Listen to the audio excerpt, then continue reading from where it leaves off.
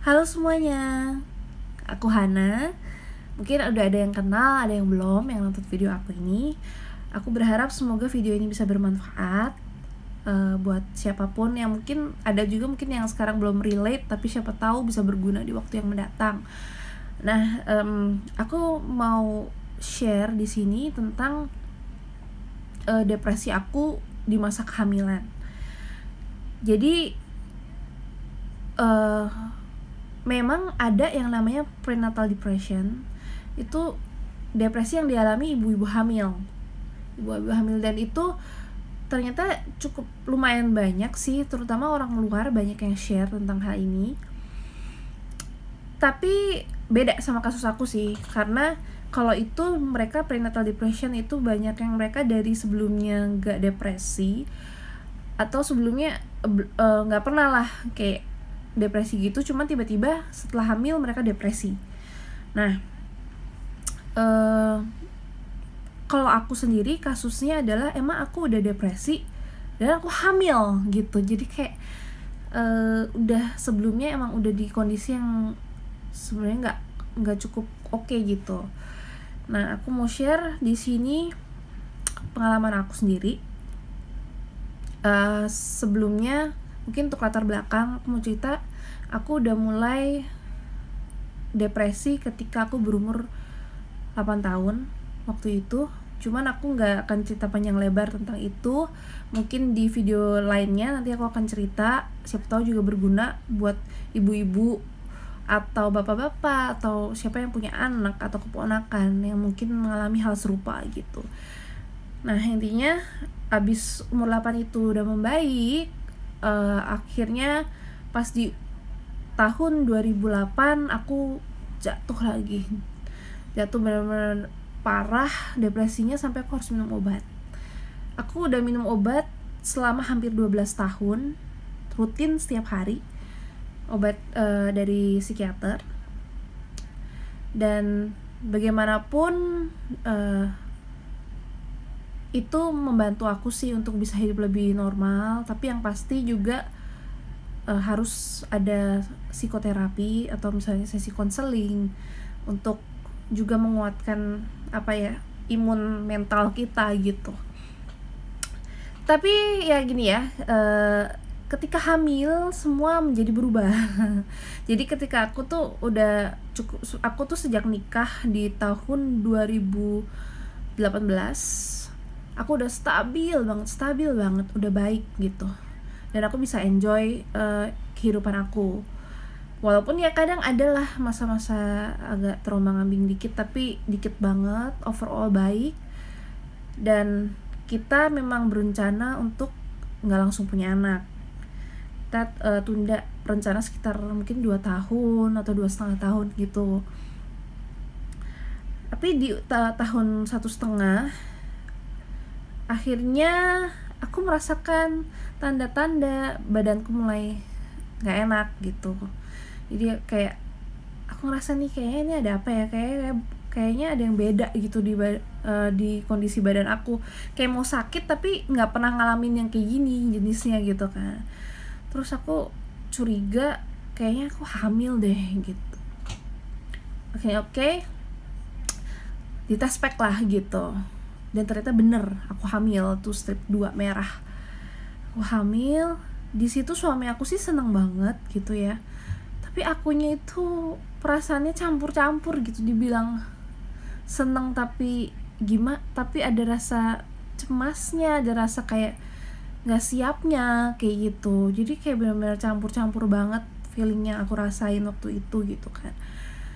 Cuman ya udah ya, tapi tetap diterima dengan syukur ya kan, terima dengan syukur. Nah, sejak aku tahu kalau aku hamil, aku jadi nggak berani untuk minum obat. Cuman emang salah aku juga, awalnya nggak konsultasi dulu ke dokter. Walaupun ya sebenarnya konsultasi juga sama sih, nggak boleh minum obat juga gitu. Cuman awal itu aku langsung stop sendiri, nggak minum obat gitu.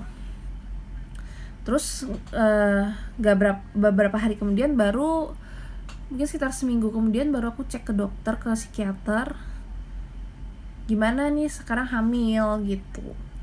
Ternyata memang dari psikiater bilang untuk jangan minum obat, lebih baik gitu, tidak disarankan untuk minum obat. Ke Obsgyn, ke dokter kandungan juga bilangnya jangan minum obat. Aku udah kedua dokter kandungan dan keduanya bilang jangan minum obat gitu.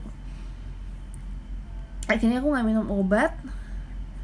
Awalnya sih baik-baik aja, selama sekitar ya 2 minggu itu baik-baik aja. Tapi sampai aku di titik aku mulai ngerasa kayak mulai merasa nggak enak lagi, mulai ada rasa nggak nyaman, cemas, tertekan kayak gitu kan. Tapi aku tuh masih galau mau gimana gitu.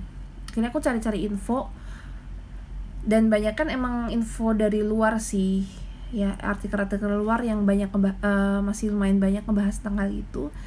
Intinya mereka bilang lebih berbahaya jika sang ibu itu stres atau depresi, akan berdampak lebih buruk ke janin ketimbang minum obat dan di-treat dengan baik gitu depresinya.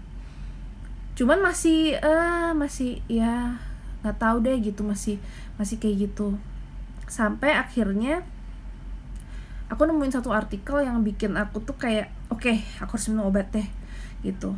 Jadi ini cerita nyata, jadi kayak masuk berita, aku lupa deh, New York Times atau apa gitulah pokoknya.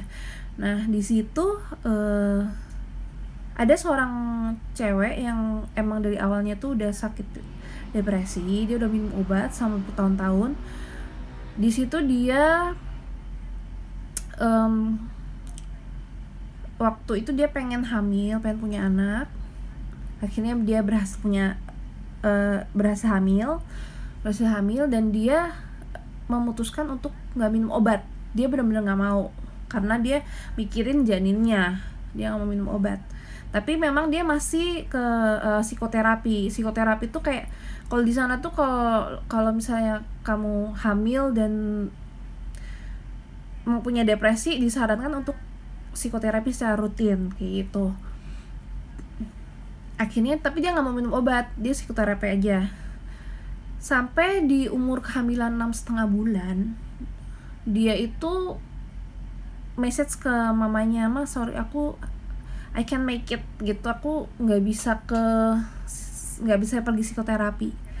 After dia nulis pesan itu, dia kasih pesan itu lewat voice memo gitu, dia terjun dari flatnya. Ini bukan mau nakut-nakutin, cuman maksud aku ini loh yang bikin aku tuh kayak langsung deg gitu, kayak aduh amit-amit gitu kan, jangan sampai gitu loh. Di situ dia meninggal gitu kan akhirnya, sama ya berarti sang bayi juga nggak selamat gitu. Di situ aku kayak ya udah, aku harus minum obat, aku nggak bisa gitu, aku nggak gimana pun aku nggak imun dengan yang namanya bunuh diri gitu. Aku nggak mau sampai itu terjadi, tapi bukan berarti aku kebal gitu kan. Jadi akhirnya aku minum lagi obat yang biasa aku minum itu. Nah ini juga salahnya lagi, aku nggak konsultasi ke dokter, langsung minum aja langsung gitu. Aku minum lagi, itu tuh aku punya obat tuh ada yang pagi ada yang malam.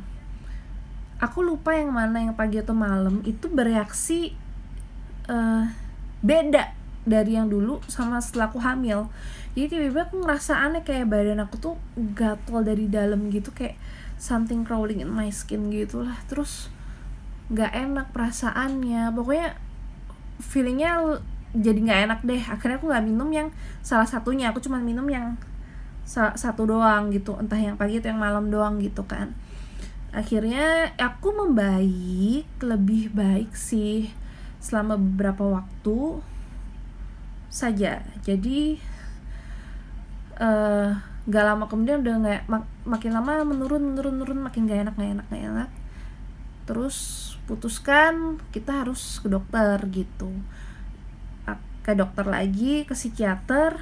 Akhirnya dikasih obat baru, jadi bukan racikan, dia obat semacam tablet gitu, satuan. Nah waktu minum itu masih perasaannya masih gak enak, bangun gak semangat, mau bangun kayak nggak pengen ngapa-ngapain, bawaannya sedih, pengen nangis.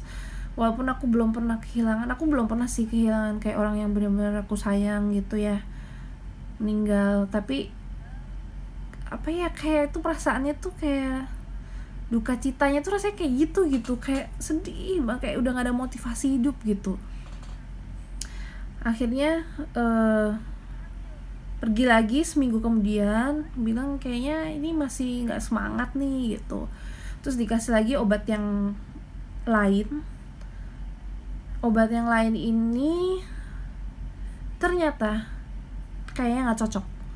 Jadi aku bukannya membaik, tapi malah semakin parah sampai titik paling rendah deh parahnya. Nah cuman aku nggak pengen kepanjangan sih di video ini gitu ya, maksudnya satu video gitu. Nanti mungkin aku mau lanjutin di part 2 minggu depan tentang efek obat yang aku nggak cocok ini kayak gimana gitu, dan apa yang terjadi sama aku ketika minum obat nggak cocok. Nah, oh ya satu lagi, efek placebo itu katanya kan ada yang mungkin obat antidepresan efek placebo gitu. Cuman kalau efek placebo kenapa bisa nggak ada minum obat dan merasa semakin parah? Nah itu yang aneh gitu. Dan ada minum obat yang membaik, padahal aku juga nggak tahu isi obatnya apa gitu kan. Ya aku nggak tahu sih pendapat orang tentang antidepresan atau obat-obatan psikiatrik lainnya, tapi di aku sih ada efeknya gitu. Nah untuk selanjutnya nanti aku lanjut lagi. Jangan lupa subscribe, terus nyalain lonceng supaya tahu kalau ada update terbaru dari aku. Aku share lagu-lagu aku di channel ini, semoga bisa dinikmati dan ya bisa jadi hiburan lah gitu. Maaf kalau ada salah-salah. Itu dulu, aku lanjutin ceritanya, masih lumayan panjang soalnya ya, aku lanjutin di next video ya. Thank you for watching dan tetap sehat mental dan raga. Bye.